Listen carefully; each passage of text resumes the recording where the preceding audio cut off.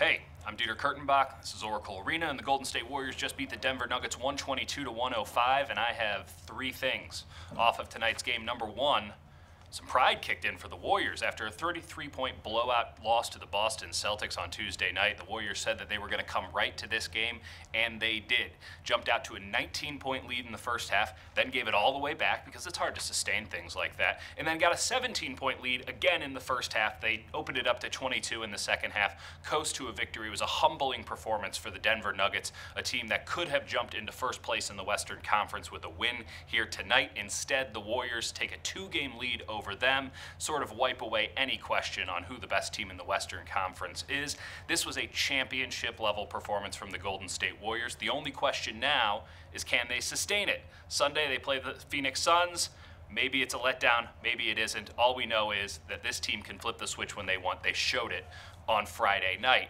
A big part of that, and this is the second thing, Klay Thompson, who was just exceptional in this contest. He had 39 points, 9 of 11 from beyond the arc. That's not humanly possible, but he did it. In fact, he's the first guy in NBA history to shoot 80% or more on 10 or more attempts multiple times. He went 9 for 10 on Christmas against the Lakers. He goes 9 of 11 here tonight. No one's ever shot at that high of a clip in 2 games in NBA history. Klay Thompson doing stuff that amazes us every single night, it seems. But I don't want to talk about the three-pointers. I want to talk about the 2 steals he had early in the game, because it seemed like those set the tone for the Warriors. The Warriors had been without Thompson for the last 2 games. He said it had been an eternity since he had been on the court, and he went out there, had active hands, got the Warriors into transition, helped open up that big lead, and just sort of alleviated some of the worry that was going on in Oracle Arena and perhaps even on the Warriors bench on Friday night. Final thing here, this is the third thing.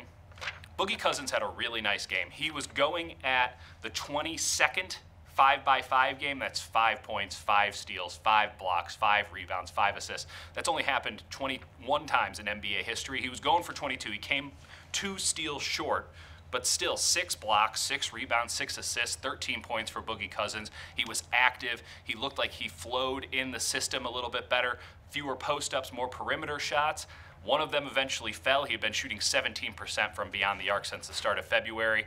Didn't exactly help the percentage, but it was good to see one go in after a while. Cousins fitting in a little bit more. Draymond Green adamant that Cousins' defense had not been an issue in the weeks prior, that it was all energy.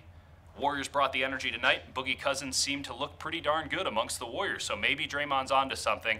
Then again, pretty good matchup for Boogie Cousins going up against Jokic, the Denver center, who is not exactly fleet of foot. We'll see how he does against the young, energetic, spry DeAndre Ayton on Sunday, if he plays at all. But the Warriors, again, getting back on the winning track, showing everybody, hey, we haven't lost a step yet.